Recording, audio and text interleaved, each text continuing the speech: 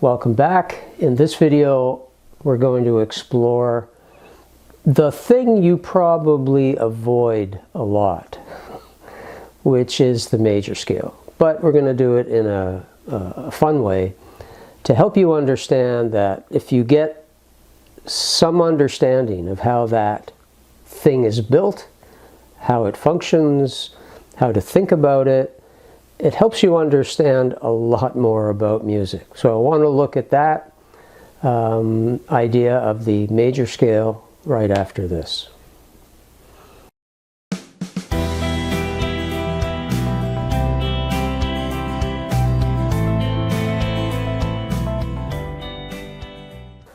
So what is the major scale anyway? Well, without too much blabbing about it, here it is played on just one string. I'm going to do this on the B string, the second string, and you'll recognize the sound of it. Here it goes.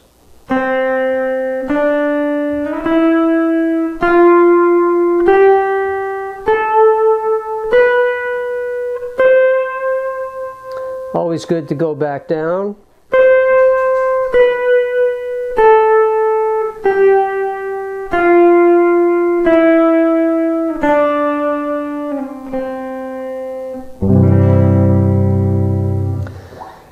Right? So that's the sound that you probably got familiar with, maybe taking music in elementary school or something like that.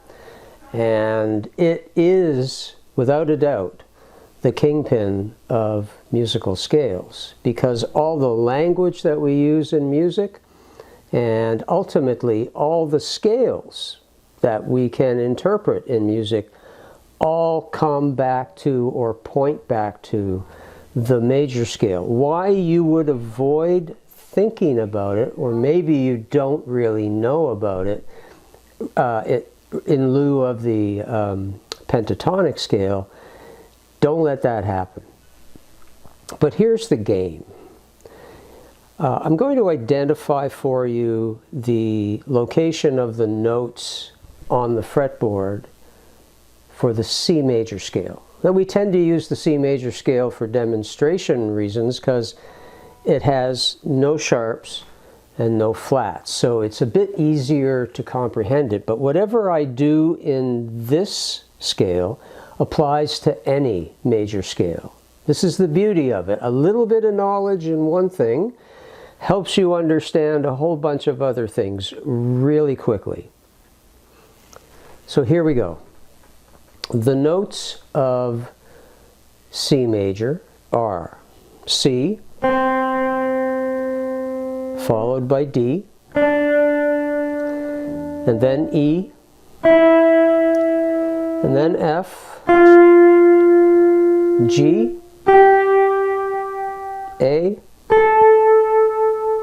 B, and then another C, a whole octave higher than what we started with. Now notice those are just 7 letters of our alphabet. In this case, we're just starting on C and moving alphabetically through. Once we hit G, it starts again on A. It doesn't go H, I, J or anything like that. So we have, officially, if we start on A, we have A, B, C, D, E, F, G. And then it starts all over again. We're just taking that thing and starting it on C. Again, C, D, E, F, G, A, B, C.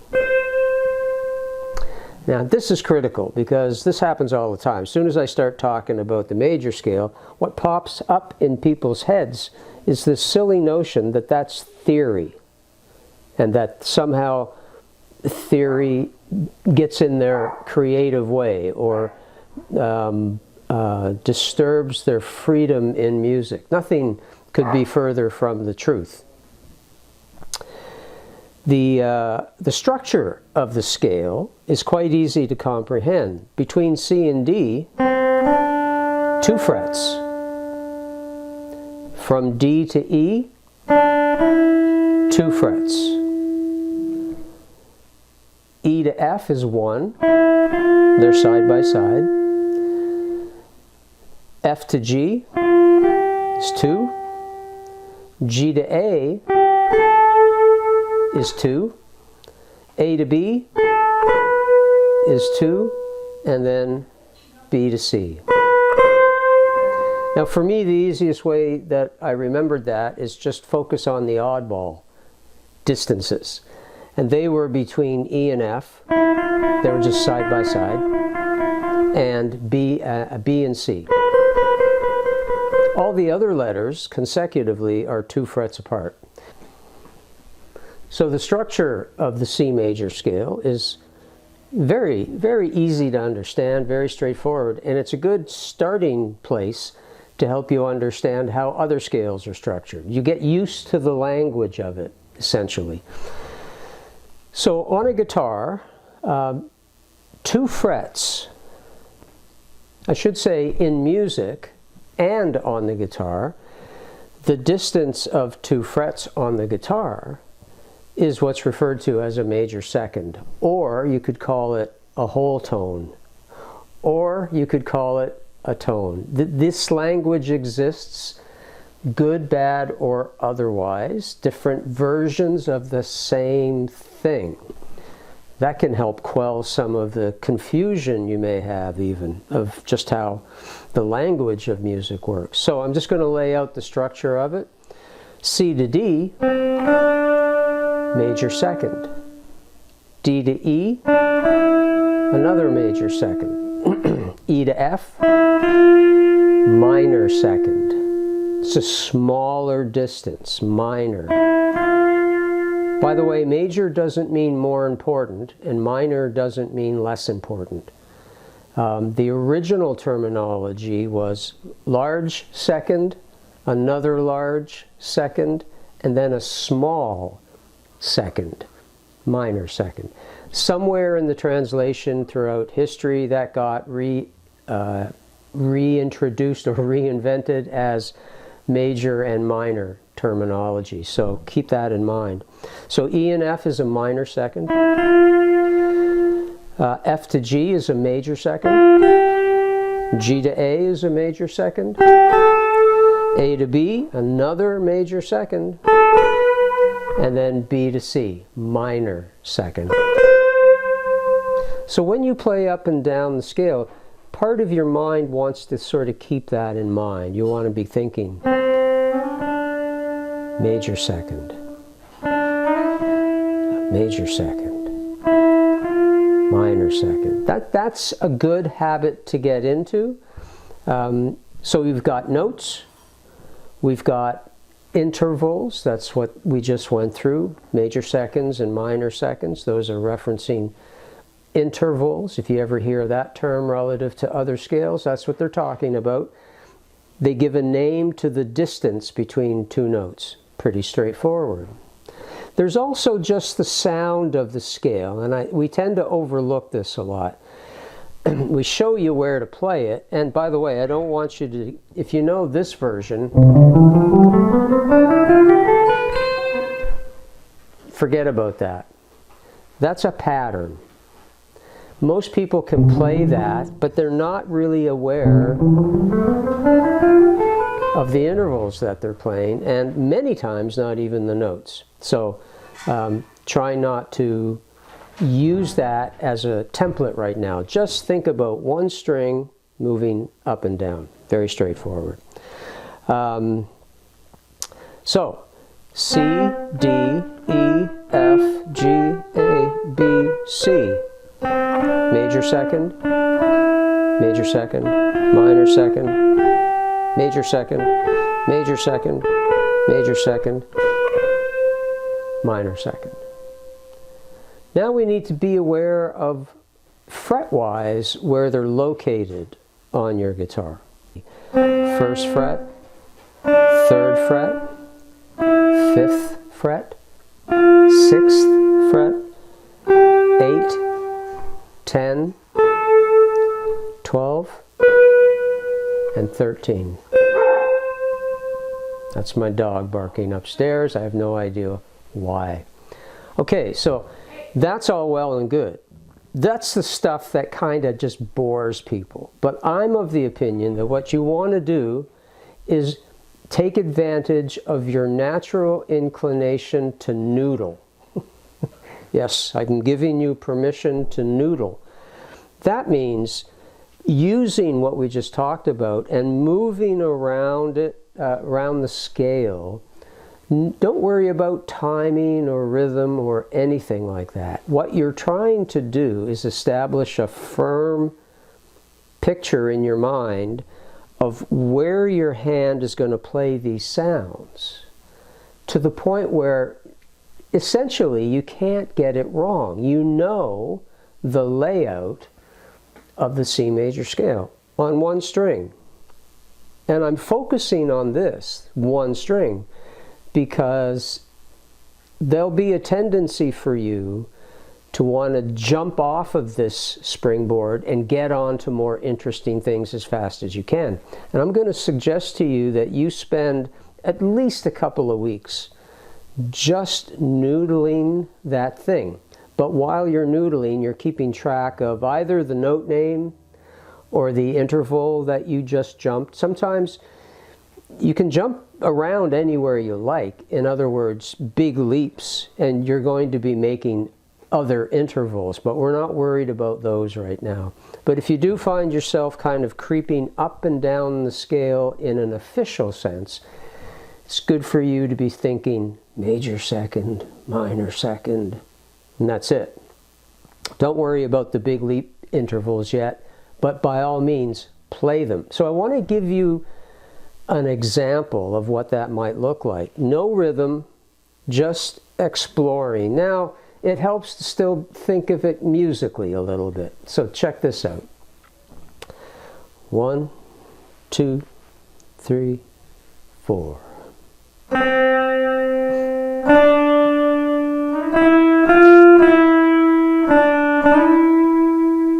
Big leap.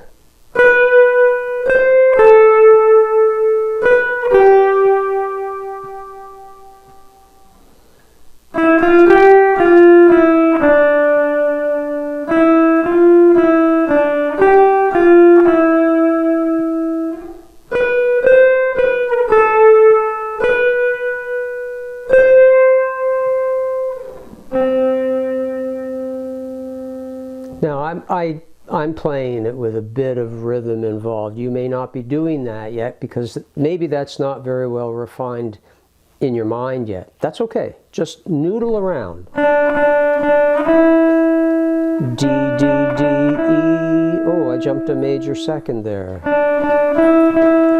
Oh, I went to F. Oh yeah, that's the minor second. And then I went way down to C. Don't worry about that one. Hello, Winslow. Don't interfere with my strings, please. My dog has just entered here.